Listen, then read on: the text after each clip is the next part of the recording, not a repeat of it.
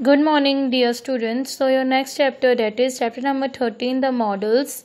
So अभी मैं आपको एक वीडियो समझाते हुए दिखाऊंगी. And this chapter number 13 is on the page number 64. Future में चेंज करने के लिए. तो इस सेंटेंस का मीनिंग है तुम फुटबॉल खेलते हो.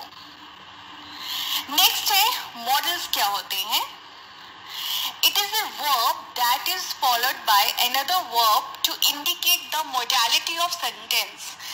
ये verb है जो दूसरी verb को follow करती है. तो models भी एक verb है जो दूसरी और verb को भी किसी भी sentence में follow करती है. लेकिन ये क्या indicate करती है? ये indicate करती है या express करती है ability को, possibility को, permission को या ऑब्लिगेशन को. एबिलिटी होती है योग्यता, पॉसिबिलिटी संभावना, परमिशन अनुमति लेना या फिर देना, ऑब्लिगेशन होता है कर्तव्य. तो ये सब कंडीशंस होती है जिसके लिए हम मॉडल्स यूज करते हैं. तो अब मॉडल्स कौन कौन से होते हैं?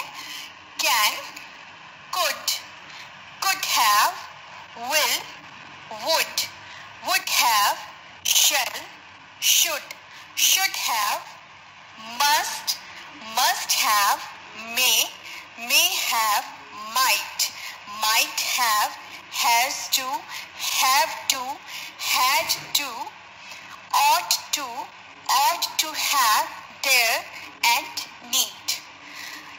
और जो रेड से हाईलाइटेड है तो ये सब क्या है? ये सब प्रिंसिपल मॉडल्स हैं, मेन मॉडल्स हैं जो यूज करते हैं. तो इसके अलावा जो व्हाइट से हाईलाइटेड है वो भी मॉडल्स हैं. तो यहाँ पर हम सब मॉडल्स करेंगे. जितने भी मॉडल्स होते हैं जो इंग्लिश ग्रामर में यूज किए जाते हैं वो सब सीखेंगे. लेकिन जो मेन अगर आप मॉडल्स आपसे कोई पूछते हैं तो जो रेड से हाईलाइटेड है वो सब मेन मॉडल्स हैं. Can, could, will, would, shall, should, must, may, might, ought to. तो ये 10 मॉडल्स हैं, प्रिंसिपल मॉडल्स हैं जो इंग्लिश ग्रामर में यूज किए जाते हैं. लेकिन उसके अलावा could have, would have, should have, must have, may have, might have, ये सब जो हैं जो रेड जो व्हाइट से हाईलाइटेड हैं ये भी मॉडल्स हैं जो इंग्लिश ग्रामर में यूज किए जाते हैं. यहाँ पर जो डेयर और नीड है ये सैमी मॉडल्स हैं. ये सैमी मॉडल्स क्यों हैं? इनको हम सैमी मॉडल्स क्यों कहते हैं ये हम आगे की वीडियो में सीखेंगे. अब ये सेंटेंस देखिए, तुम फुटबॉल खेलते हो, जिसे हम इंग्लिश में लिखते हैं यू प्ले फुटबॉल.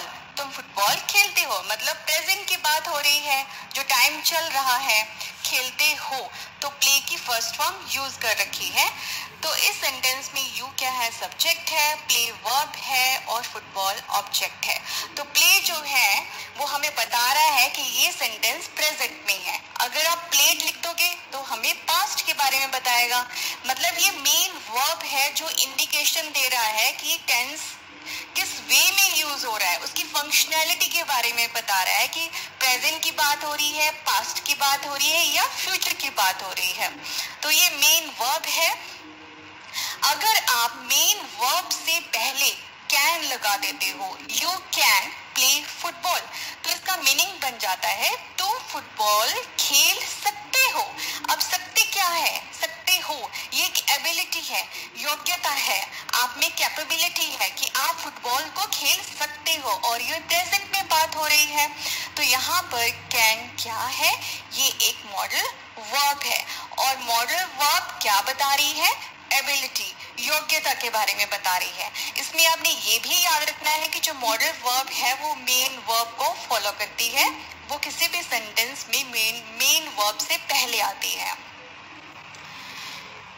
नेक्स्ट है what is the difference between verb and modal verb. अब जैसे हमने पीछे सेंटेंस किया है you play football, you can play football. अब कैन और प्ले, कैन क्या है? मॉडल वर्ब है. प्ले क्या है? एक वर्ब है. अब हम देख लेते हैं कि दोनों में डिफरेंस क्या है ताकि हमें कंफ्यूजन ना हो.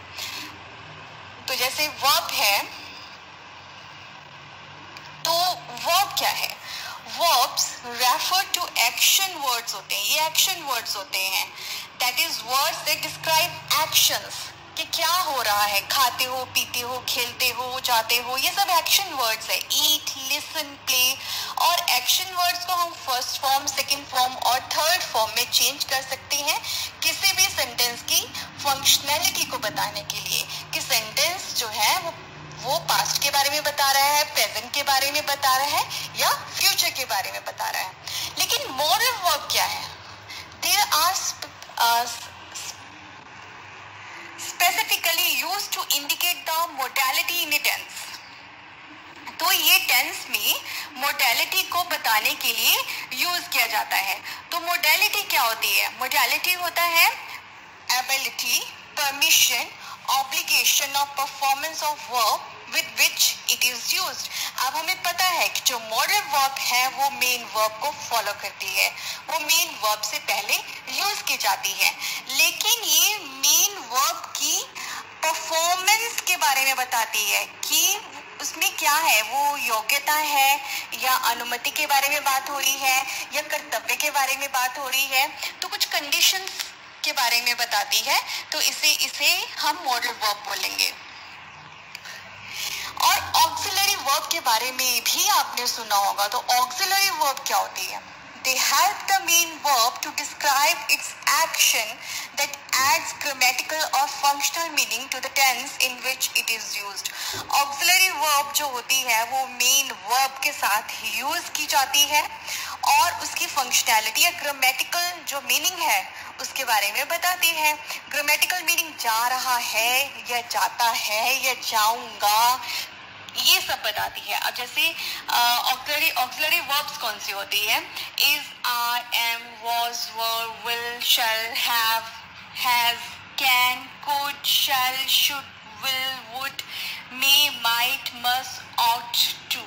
सो these are also called helping verb. इनको हम हेल्पिंग वर्ब भी बोलते हैं जो मेन वर्ब के साथ यूज किए जाते हैं। और जितनी भी मॉडल वर्ब्स होती हैं जो हम कर चुके हैं वो सब क्या है? ऑक्सिलरी वर्ब्स हैं। But not all the auxiliary verbs are modal verbs. जितनी भी मॉडल वर्ब्स होती हैं वो ऑक्सिलरी वर्ब्स हैं, लेकिन सारी ऑक्सिलरी वर्ब्स जो होती हैं वो मॉडल वर्ब्स नहीं होती। जैसे इज, आर, एम, वॉज, वर, ये सब मॉडल वर्ब्स नहीं हैं, ये ऑक्सिलरी वर्ब्स हैं। लेकिन इनमें जो कैन, कुड, शैल, शुड, ये मॉडल वर्ब्स भी हैं और ऑक्सिलरी वर्ब्स हैं। तो ये सब पॉइंट्स आपने याद रखने हैं और कॉमन पॉइंट्स हैं जो कि आपको पता होने चाहिए, राइट? नेक्स्ट है why modal verbs are used। तो modal verbs यूज क्यों किए जाते हैं? मॉडल वर्ब्स यूज किए जाते हैं एबिलिटी को बताने के लिए, योग्यता को बताने के लिए, प्रोबेबिलिटी, संभावना को बताने के लिए, एडवाइस, सलाह देने के लिए, परमिशन, अनुमति लेने या देने के लिए, ऑब्लिगेशन, कर्तव्य के लिए, कमांड, आदेश के लिए, रिक्वेस्ट, निवेदन के लिए। तो इन सब के लिए हम मॉडल वर्ब्स यूज करते हैं। तो ये सब क्या है? ये कंडीशंस हैं, राइट? योग्यता, संभावना, सलाह, अनुमति, ये सब कंडीशंस हैं जिसमें हम मॉडल वर्ब्स का यूज करते हैं। How to use in sentences. तो सेंटेंसेस में किस तरह से यूज किए जाते हैं, इनकी स्ट्रक्चर क्या है वो भी देख लेते हैं। अब अफर्मेटिव जो सेंटेंस होता है और नेगेटिव होता है, इंटेरोगेटिव होता है, तो इन सब में इनकी स्ट्रक्चर क्या है? तो अफर्मेटिव जो सेंटेंस होता है, जो पॉजिटिव मतलब सिंपल होता है, उसमें इसकी जो सेंटेंस की स्ट्रक्चर क्या है? सब्जेक्ट होगा, then modal verb, modal verb जो होती है मेन वर्ब को फॉलो करती है, देन ऑब्जेक्ट। ऐसे ही नेगेटिव के लिए सब्जेक्ट, मॉडल वर्ब, उसके बाद आप नॉट यूज करोगे, नेगेटिव का मतलब नॉट, नहीं, then main verb, object. Interrogative में क्या होगा? मॉडल वर्ब पहले आ जाती है। क्या वह दाता होगा? क्या वह जा सकता है? क्या वह जाएगा? तो ये सब जो होती है इसमें क्या की सिचुएशन में मॉडल वर्ब सबसे पहले आ जाती है, then subject, then main verb, then object. तो WH अगर फैमिली आती है तो WH फैमिली जैसे what, why, where, which, when, जिसमें क्वेश्चनिंग होती है, whom, since when, कब से, for whom, किसके लिए, for what, with whom, how. अब H फैमिली के how many, how much, तो ये सब WH फैमिली के जो वर्ड्स हैं, तो जब ये सब वर्ड्स यूज किए जाते हैं किसी भी सेंटेंस में, क्या, कैसे, क्यों, कब, कितने, राइट, तो इन सब सेंटेंसेस का स्ट्रक्चर क्या है, तो वैसे इंटेरोगेटिव वाला होगा, बस इसमें ये है कि जो WH फैमिली के वर्ड्स हैं वो मॉडल वर्ब से पहले यूज किए जाते हैं, तो WH फैमिली के वर्ड्स आ जाएगा, और उसके बाद modal verb, then subject, then main verb, then object. तो ये सब सेंटेंस के स्ट्रक्चर्स हैं जो आपको याद रखनी होगी। अब आपको पता है कि मॉडल वर्ब जो है वो मेन वर्ब को फॉलो करता है, लेकिन ऐसे मॉडल वर्ब्स जिसमें टू वर्ड्स हैं, could have, should have, would have, may have, might have, must have, ought to have, अब यहाँ पे टू वर्ड्स हैं, तो इन सब सेंटेंस में क्या होगा, मेन वर्ब के जो थर्ड फॉर्म यूज की जाएगी, जो इसके साथ मेन वर्ब अटैच्ड होगी उसकी थर्ड फॉर्म यूज की जाएगी, लेकिन बाकी के जो वर्ड्स हैं can, must, might, may, shall, will, इन सब के साथ मेन वर्ब की फर्स्ट फॉर्म यूज की जाती है। तो ये एग्जांपल्स के थ्रू आपको समझ आ जाएगा, तो आपने ये भी पॉइंट याद रखना है। ये सब बेसिक्स है जो आपको पता होने चाहिए। कैन, अब हमारा पहला मॉडल है, मॉडल वर्ब है कैन। कैन का मतलब होता है सकता है, तो कैन किस लिए यूज किया जाता है, कैन यूज किया जाता है एबिलिटी के लिए, योग्यता को बताने के लिए कि तुम यह काम कर सकते हो, परमिशन के लिए, अनुमति, किसी को परमिशन देना, यू कैन गो, तुम जा सकते हो, राइट, प्रोबेबिलिटी, संभावना कि इससे ये हो सकता है, प्रोबेबिलिटी बताना, राइट, रिक्वेस्ट करना किसी से कि मैं ये तुमसे ले सकता हूँ, रिक्वेस्ट करना, तो उसमें कैन का यूज किया जाता है। तो सब में क्या आ रहा है, सकता है। अब इसको हम सेंटेंसेस के थ्रू समझते हैं, एग्जांपल्स देखते हैं। अच्छा, आपने ये भी याद रखना है, जब आप कैन यूज करते हो प्रोबेबिलिटी में, संभावना में कि इससे ये हो सकता है, तो उसमें जो संभावना होती है वो सबसे ज्यादा होती है, तब आप कैन यूज करोगे, क्योंकि प्रोबेबिलिटी में कुछ ऐसे भी मॉडल वर्ब्स हैं जो यूज किए जाते हैं, लेकिन वो संभावना कितने परसेंट है, ज्यादा है, कम है, उसके अकॉर्डिंग यूज किए जाते हैं। लेकिन कैन सबसे फर्स्ट नंबर पे है जिसमें संभावना सबसे ज्यादा होती है, तब आप कैन यूज करोगे। चलिए अब सेंटेंसेस देखते हैं, लेकिन सेंटेंसेस को हम अफर्मेटिव, नेगेटिव, इंटेरोगेटिव और WH फैमिली के अकॉर्डिंग समझेंगे, उनके स्ट्रक्चर समझेंगे कि किस तरह से यूज किए जाते हैं। तो अगर आप अफर्मेटिव सेंटेंस देखोगे तब आपको पता है कि subject, modal verb, main verb और ऑब्जेक्ट का यूज किया जाता है। और जैसे हम सेंटेंस लेते हैं, ही कैन स्पीक इंग्लिश, अब यहाँ पे ही सब्जेक्ट है, कैन मॉडल वर्ब है, स्पीक जो है वो मेन वर्ब है और इंग्लिश जो है वो ऑब्जेक्ट है। अब यहाँ पर देखिए, जो कैन है उसके साथ मेन वर्ब स्पीक यूज हो रखी है।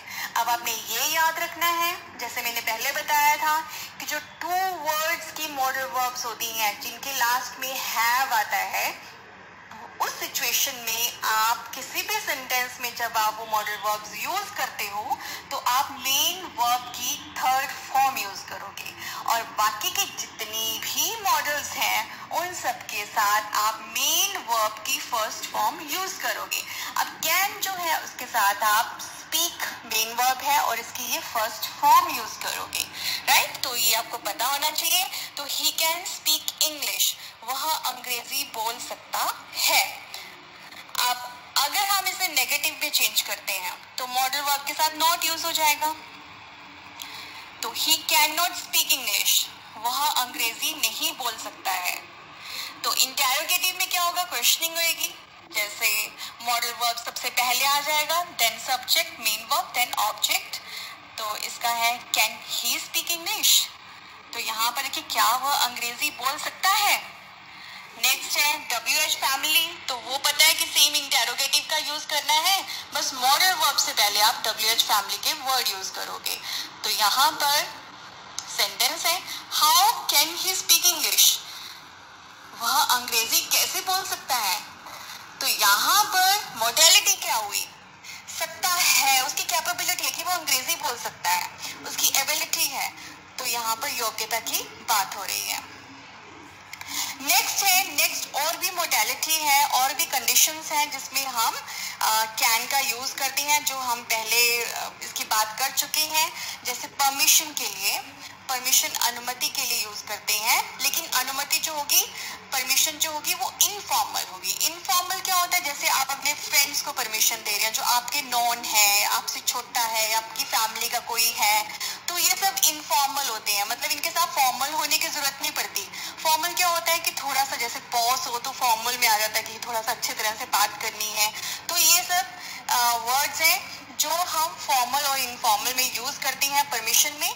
जैसे अगर हम कैन यूज कर रहे हैं यहाँ पे, can I play in playground, इसका मतलब आपने किसी अपने नॉन की, जिसके साथ आप खुल के बात कर सकते हो, तो उसके साथ बात की है कि क्या मैं प्लेग्राउंड में खेल सकता हूँ, क्या मैं खेल के मैदान में खेल सकता हूँ।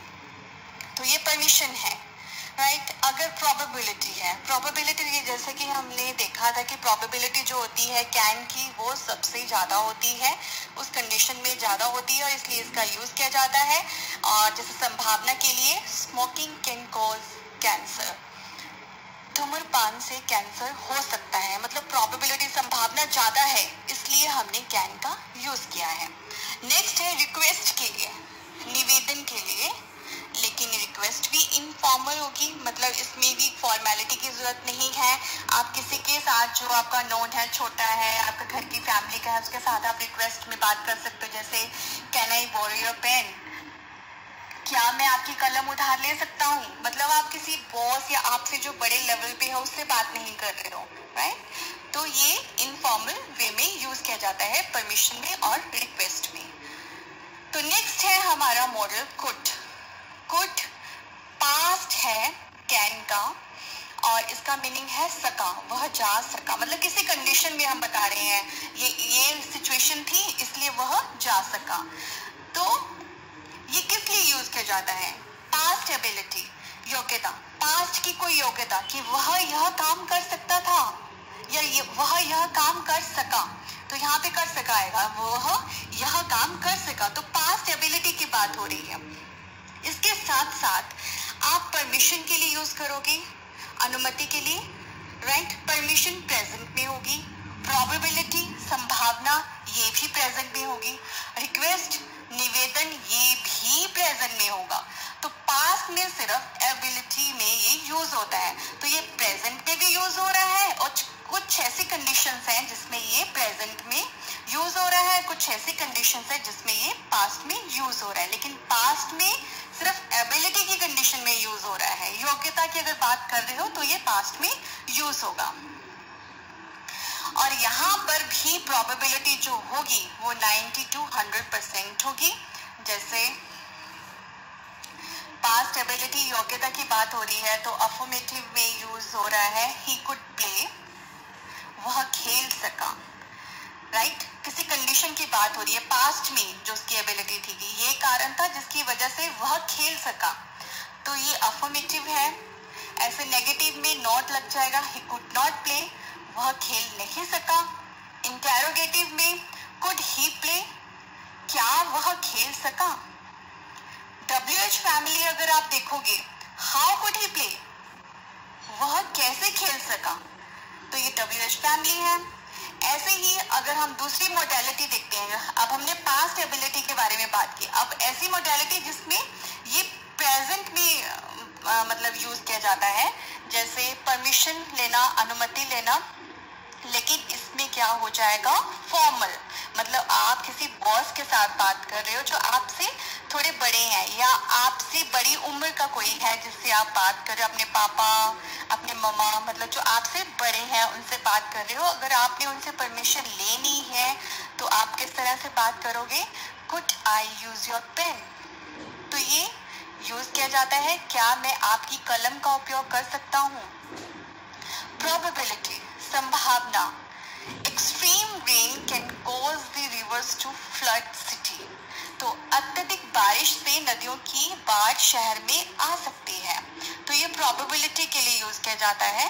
तो कैन और कुड का हम यूज सेम कर सकते हैं, कैन भी यूज कर सकते हैं और कुड भी यूज कर सकते हैं।